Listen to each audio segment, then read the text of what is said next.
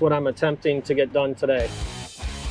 Far from, oh, I got it. Going to deliver the spare part. That's our first errand. What's inside this box, which weighs nothing, costs $4,000. It's a part for an air conditioning unit.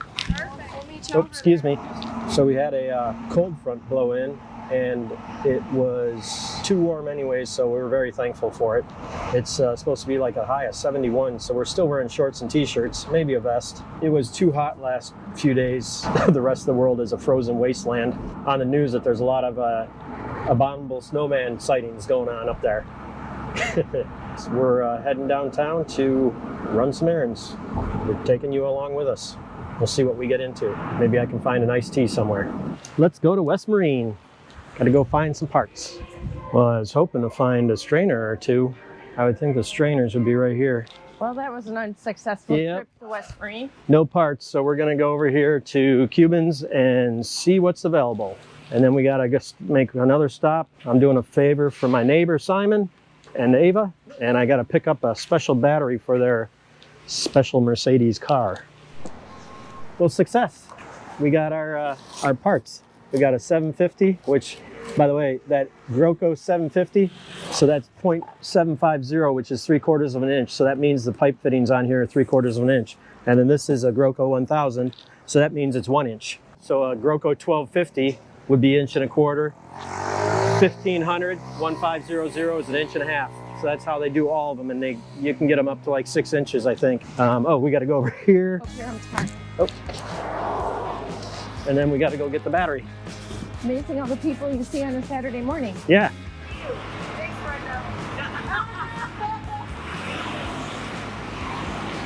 Get the battery from getting my workout. Okay, so we've determined we're gonna walk across town to go to Dan's shop. Keys Coffee, right? Keys Coffee. Yep. And Matt just finished up his errands, so only 4 stops today on a Saturday morning. That's right. I think there's probably more I should be doing, but I don't remember what they are. Jimmy Buffett's recording studio, still putting stuff down. Okay, we've been here before. Ooh, I bet you that'd feel good today. Got it already. Yeah, you were $4. Oh, okay. Morning. You can just give me back $2. Thank you. Thank you, sir. Have a nice day. You too. See you later. Got my tea. Do you not get anything? No. No coffee for you? No coffee today. Okay. All right, so that's what I'm attempting to get done today. And then some. There's more. There's paperwork that's not on the list. I think I can get this all done. We'll see. We're gonna stop at a guy's house, one of our clients, and I have to look at the batteries to figure out what I need to replace them. Head downtown and hit up a bunch of boats and errands and things. Mainly today I'm going to look at a couple jobs just to kind of put my eyes on them and spec them out. So, come on with me. What are you gonna name him? Probably Fred. Fred? Ethan. It's a guy. Oh. Big old thing. This little guy likes me. He likes me. He's jumping all over me. Yeah, look at him. Stanley, come here. Well, I just filmed showing you that cute little dog when we were at our customer's house. I didn't want to film for his privacy. But Matt was checking out the batteries. Sounds like we need 3 Group 27 AGMs. That's absorbed glass mat. Love those little dogs. They're so friendly. Morgan and Stanley. Just makes me smile every time I go there. So we were here today on a sailboat that was having a water heater issue. The problem was that the shore tie was tripping the water heater breaker. Now that's a pretty common thing that'll happen down here, and it's usually because of the power here is pretty bad. There was a leak coming out of here. This is just call it city water, the pier water. Had a quick disconnect in there. Something was leaking, so we're not sure if it was the fitting, the hose threads, the seal in between the disconnects, or the threads for these. What we're gonna start off is we're just gonna remove this, hook the hose straight up to there, and if it seals up and it works, step by step, we start introducing everything back into the problem and see where the leak starts, and that'll tell us whether or not it's this, the hose, or on the boat side. When we were taking this off, there was some actual pieces of a gasket. We found out hoping that since we got that, maybe change out a gasket might solve our problems. All right, so we had the water leak here at his quick disconnect. To make things a little bit easier, the original style that he had in there is like one from a hose. The downside to that is that once it's disconnected, there's no cap or anything for the hose. And if you're on a boat and this is your actual freshwater system, that's turns into a water leak if you don't close this up when the boat gets underway, because the turn on freshwater pump pressurizes the entire system. And if this side is part of that system, if it gets pressurized, it could shoot out. Our plan for that is we are going to actually put in a freshwater flush for an outboard, which is essentially the same exact thing, except that they come with a nice little check valve in these things, so it should not shoot out or lose pressure. So we're gonna throw this in there, make sure that it works, and call it good. We are heading down. We're going to go to the Galleon and park there first and run a couple errands and check out a couple things. And then we'll go right, well, I say across town, but it's probably less than a mile, but we'll go to the other marina, and we have to go, oh no, I guess I don't need to go. We're going to go to the Galleon and Galleon and A&B and do what we have to do. I'm going to go look at a boat that got hit by another boat. I'm going to talk to John about some scheduled maintenance that he wants us to do, and I'm going to drop off some parts. That should be about it. I'll bring this just in case. All right, you ready? Oh, remind me, I got to stop at Key West Electric. We'll be right next to there if you take me out for lunch today. Yeah, if we go to Harpoon Harry's. I'm getting assigned work again. Yep. Okay, and then I'll be at slip 66 over at the Galleon. All right, Okay. I'll see you soon. Okay, babe.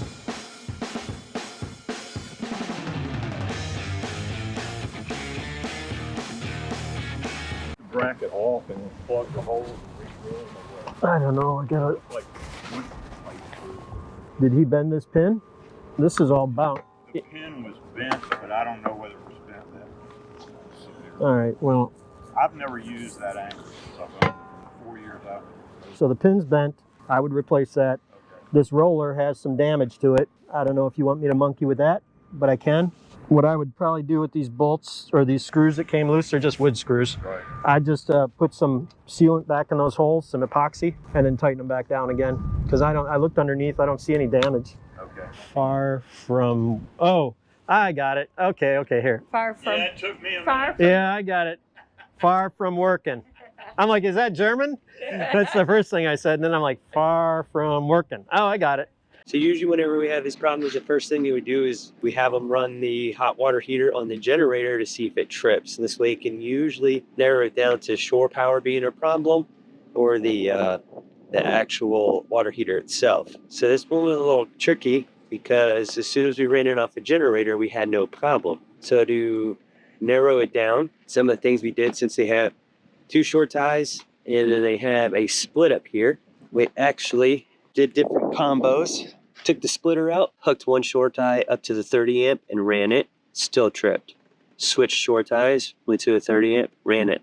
Checked voltage at the pedestal. Pedestal was floating around 120. Had 240 on the 240 leg, 50 amp that goes into the splitter. We even verified that we had good voltage coming out of here, and it was 120 and it was 120. Because if you do get a voltage drop, they could cause your amperage to spike up and trip the breaker. So once we verified that there was no issue in the short ties, then we moved downstairs. So since we knew that we were still having that breaker trip, we came in here, removed the access panel, and when you pop this off, it's actually a pretty basic circuit in the sense that the hot comes in, it goes through a thermal limit switch, which is, it's actually a little thermostat that is connected to the hot water heater. When it gets too hot, it opens. Then when the water closes, it cools. It's in case your thermostat actually breaks. So it's the thermal limiter switch. The hot wire runs straight through that, and then it goes into the actual thermostat. Thermostat keeps it at 140 is what this one was set for. So we made sure that we had good voltage. Since we had that open, we also put the amp meter on there, and we were drawing right around 12.5 amps max. And then it was about 30 seconds into breaker being on is when it would trip. So we wanted to see if maybe as the water was heating up or something, then it was fine at first and then it eventually just tripped. But that was not the case because it was a 15 amp breaker that was in there. and we were well within our tolerance at 12.5 amps. The other thing we did is check the continuity inside here, the actual thermostat, or excuse me, of the heating element. We had about 9 ohms, and talking to the manufacturer, they said about 6 to 10 was fine. So we were well within our everything electrically checked out here. Also, there was no shorts between ground and common or any of that good stuff. So as far as we could tell with all of our tests, the water, the heating element, and the water heater was working fine.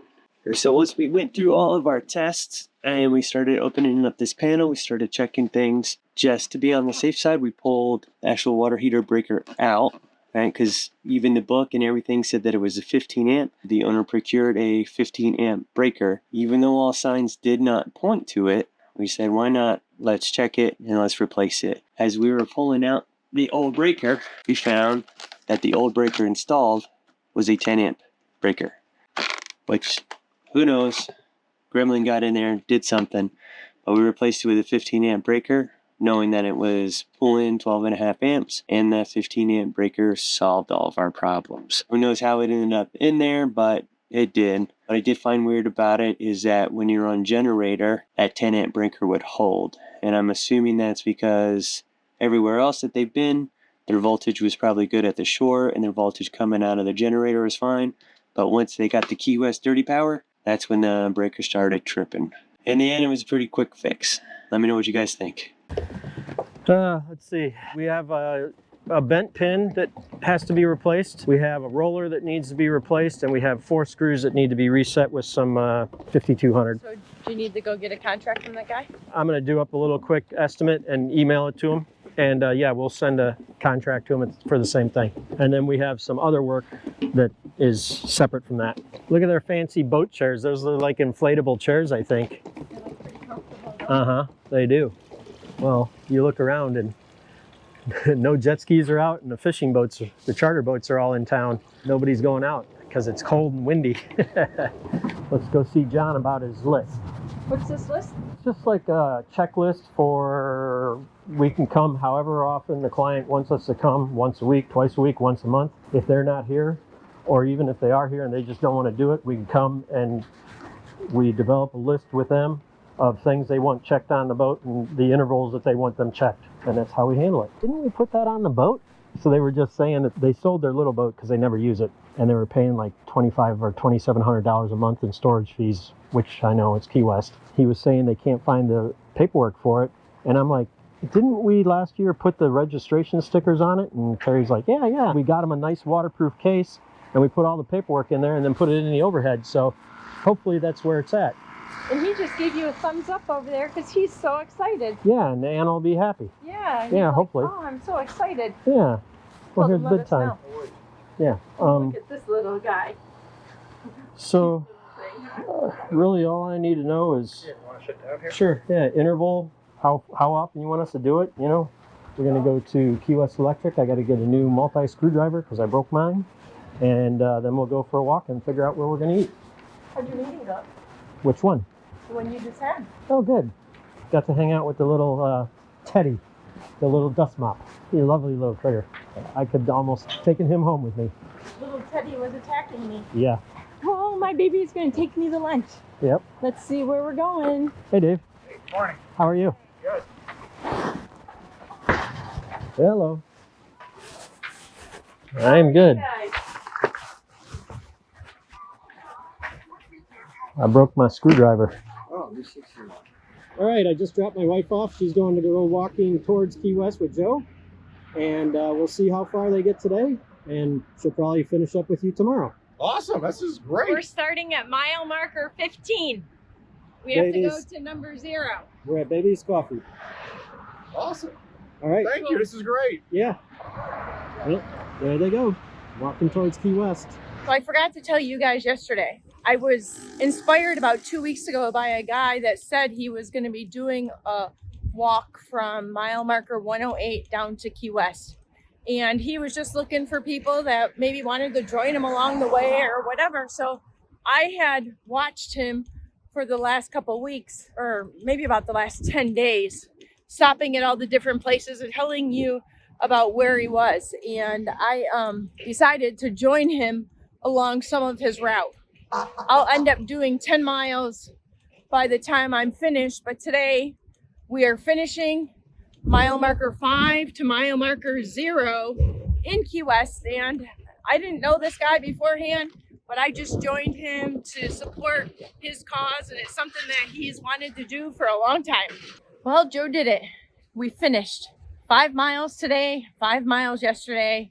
He made it to the finish line. He says that he probably did about 150 miles over the last 10 days, but I cheered him on as we were getting close to the end of our tour. You know, the thing about Key West and the Keys in itself is that I didn't know him, he didn't know me, but I supported his efforts in having a dream come true of him being able to walk for the second time 106 miles.